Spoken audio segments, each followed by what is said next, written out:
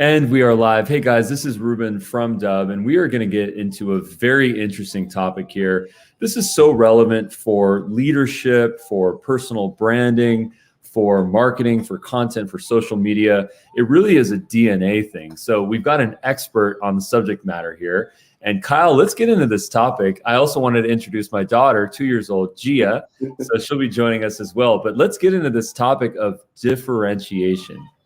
Absolutely. You know, so many people, you see it all the time, right, Ruben, where people come to you and they say, we're different, we're unique, we're totally different than our competition. Then you sit there and you start talking to them about everything and you distill it down into this sea of same. Like everything is the same as your competition. And I always say you can't differentiate without being different, right? Like my title on LinkedIn is the most interesting man in leasing. And I joke that it's not that I'm that interesting, it's that the leasing industry is so boring. It doesn't take much to differentiate yourself. And the differentiation and the whole point, you know, Dub is a great platform for it. You can differentiate because people need that human connection. You can send that personal note via video and let people into their world, right? And there's so many people that don't want to be different, but they want to differentiate themselves from their competition. So I'm just going to kind of dive in and break down ways that you can differentiate yourself. And the biggest thing, as you know, is content, right? That's the differentiator between you and your competition. And you do it wonderfully, right? I see, you know, you, Tony, like the whole team, they're all over my LinkedIn, you know, feed, and I love it. And I always watch the videos. And I can't remember exactly the moment where I started consuming all of your content. But I know that you were present in my feed all the time. And I don't watch every single one of your videos, but more often than not, I do watch your videos because you're willing to be different. And if you want to get ahead, I was going to say, I was sorry to cut you off. I was going to say, well, one of the things that I really appreciate about from your perspective and your personal brand is that I know that you are an interesting person when I speak to you. So aside from leasing and aside from your expertise in business, I was just very curious to meet you because you just have a vibe. And, you know, let's face it, when we connect and we network with folks, we're at a party, we're on a Zoom, we're meeting with folks, or we're in a new app, maybe Clubhouse, you know, where we meet and where we break the ice is not business. It's personality and it's our passions and stuff. So you brought that. So shout out to you. Well, right on. And for me, you know, when I started my own business, you know, I was in the leasing world for 13 years, just wasn't happy with what I was doing. So I started my own business and I stumbled upon LinkedIn video, right? I was always like a passive user of LinkedIn. I used it like most others where you just kind of stalk people and try to find out facts about them. So I started, you know, my series 1 Minute Wednesday. And what I quickly realized, and, you know, I think Tony does a great job with this with Dub, is if you're sitting there just spewing information about what you do, your product's great, do business with us, people are it's snooze city, right? It's going to be crickets and your audience is going to shrink, you know, very quickly. But I noticed that I always branded it, you know, Kyle Steele, SEO expert, 1 Minute Wednesday. And then when people thought about SEO or digital marketing, they called me. And that's led me into so many opportunities, you know. Where I'm currently at is, you know, director of digital marketing with LinkedIn. That was, or with Amore, that was all because of LinkedIn, because I put myself out there, right? I put myself out there, 1 Minute Wednesday. In the true thing that connects us all is stories, right? There's something primal within us. 10,000 years ago, there wasn't this, right? There wasn't the Connection Loop podcast or you know, action podcast or anything else to talk about. It was stories. It was human beings around a campfire telling stories and legends. That hasn't changed. That has not changed whatsoever. And so really harnessing the power of LinkedIn video, and that, you know, Dub's done a great job of that as well, right? You guys are all over, aren't you? We're trying. Yeah, well, you do it well. And Tony tells stories, you tell stories. And, you know, anytime you can really captivate people, bring them in, through storytelling, it's a beautiful thing. Now, a lot of people don't really want to embrace video, so just embrace content in general. Start somewhere. My first video that I did, I had a Bob Ross shirt on. I told the story about how Bob Ross was a drill sergeant in the Air Force for 20 years. If I gave you 10,000 guesses on what Bob Ross did before the joy of painting, you would have never said he was a drill sergeant, right? But the point of the story was that Wait, it's never I'm too sorry late. to cut you off, but did Yeah, you just say that Bob Ross was a drill sergeant in for the Air 20 years Force. in the Army? Yes. Mind blown. Yeah. I Your had hair's gonna no fall out. idea. Your His hair's gonna videos, fall out. watching him paint clouds, that's my joy. Same. And so and now guess what? Guess what's gonna happen now, Ruben? Every time you see Bob Ross, you're gonna think of me, right? Because I just told you that story. And that's how you become memorable, through storytelling. Now, that first video I did, I call it the nose hair video, right? Like, I'm staring at the camera like this. I got a Bob Ross shirt on. It took me 85 takes. It was terrible, but I started somewhere. And when it comes to LinkedIn, less than 1% of the 260 million active daily users on LinkedIn actually post content. Less than 1%. So if you literally just say hello, you are in the top 1% of LinkedIn users. And it's so easy to get attention. I mean, I always joke that I have a face made for radio, but I still make videos, right? And so I do that through storytelling. And I really get frustrated with people that are in industries where they say we can't create content. And I always throw that right back in their face and say, you can, you're just not willing to work hard enough. Because to be successful, you've Right. got to do the actions that successful people take in order to be successful. And I'll give you an example. A lot of people in the financial planner industry say, oh, compliance, right? And I always tell them two stories. The first one is about the Roth IRA. Do you know who Roth was, Ruben?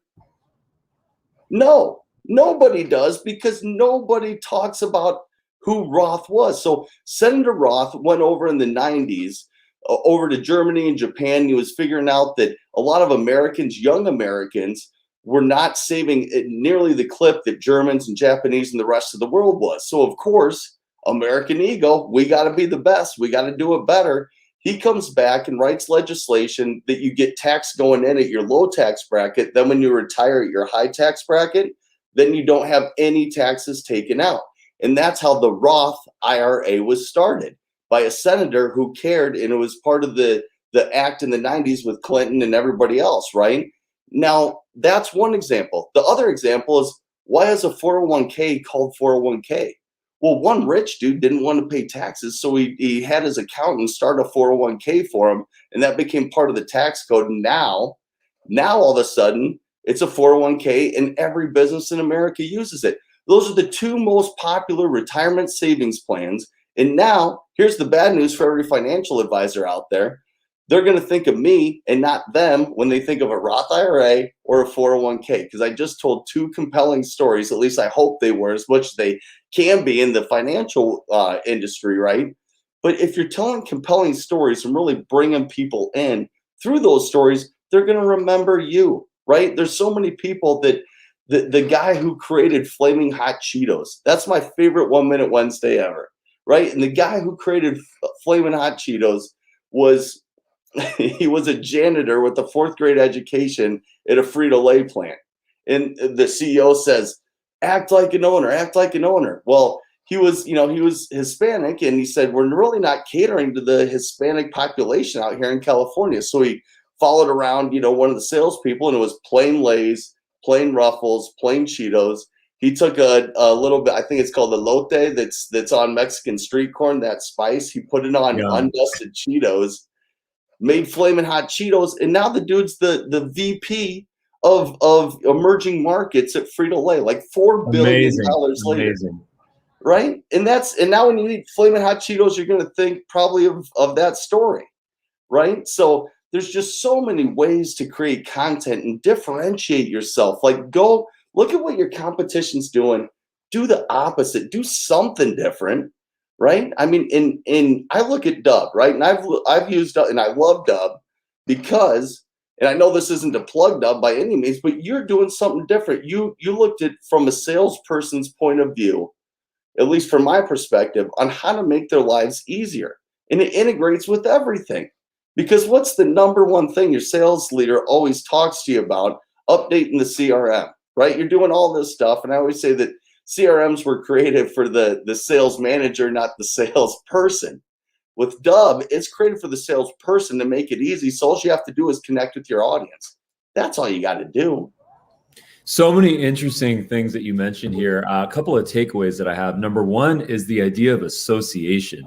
If we can associate ourselves with something that's memorable, like Cheetos, like babies, like cereal, like oranges, like coffee, right? Yeah. It's amazing what connections that we can make with people. I think Donnie agrees with me. He's doing his homeschooling on Zoom.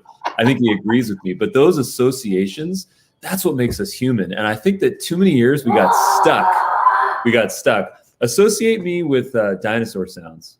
I love dinosaur sounds. My favorite book or author is Michael Crichton. So that's perfect, right? I mean, that's perfect. And you're right. It's about being memorable, and humans are always looking for connection, right? I mean, you know that better than anybody. You have that, as the title, right? Connection loop, and bringing people together. As much as, the news and media probably wants us to divide, right? And put us in an either or situation. No, human beings are looking for a reason to unite. And that's through storytelling. That's it, period.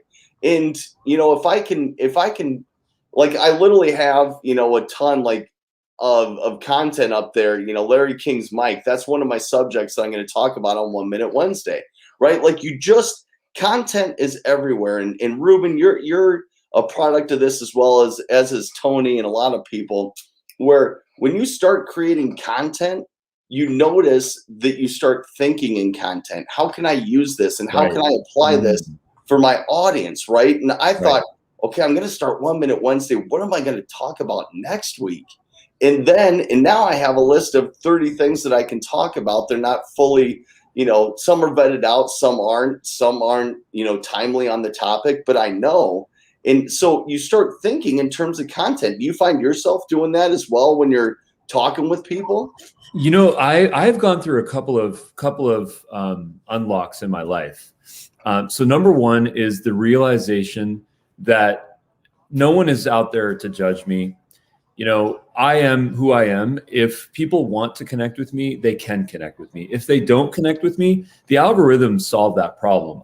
My content won't be presented to those people that are not interesting. If someone sees a video of mine and doesn't engage with it, doesn't like or comment or share with it 6 times, the algorithm is probably not going to show my content to them anymore. And I'm okay with that. So that idea of self-selection was a mental unlock for me, because a lot of people say, I don't want to create content because I might upset people. I might get judged. There might be negativity, a former boss, a past girlfriend, a past boyfriend.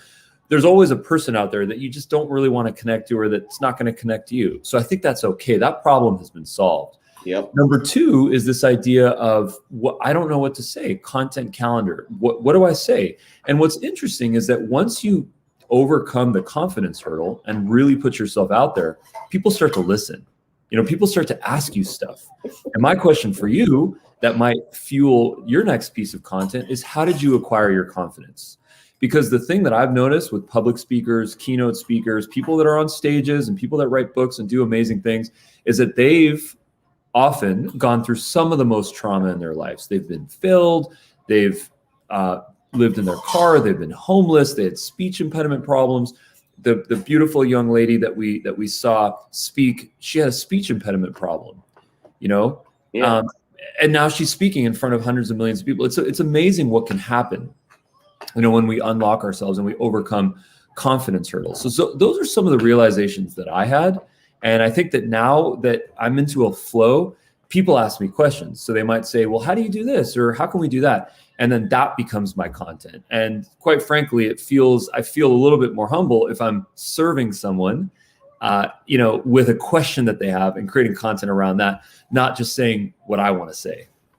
That is so good. The algorithm solves it. The algorithm does solve it. And that is so good, because like I always say, you know, and here's what I overcame in life. Like I'm such a pleaser. Like if somebody doesn't like me, it literally keeps me up at night. It's like, what can I do to make you like me? Right? Like Right. I Right. thrive off that. I'm a typical, you know, Taurus young kid. Like I've got, you know, I enjoy being the center of attention and speaking. But I came to the realization, right, in real life that 95% of people love me. 5%, not so much. And I spent so much of my life concentrating on that 5% that I was Mm. ignoring the 95. And you know, I sucked at public speaking, really good one-on-one, right? But the more you do it, the more you overcome it.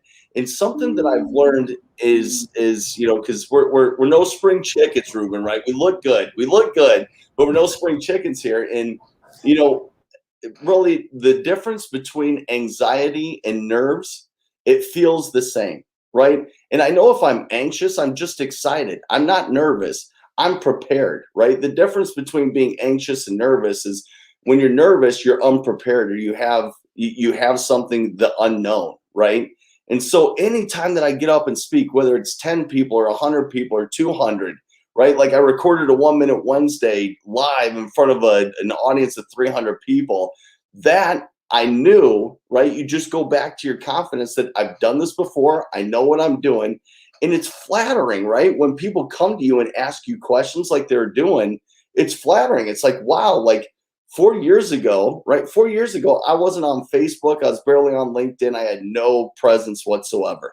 And I just knew if I wanted to grow and I wanted to build my business, I had to be there. So I just started. And that my whole life, I've just dove in and learned how to do it, right? I don't have a 4 year degree. I don't have a college education. I've learned everything in life.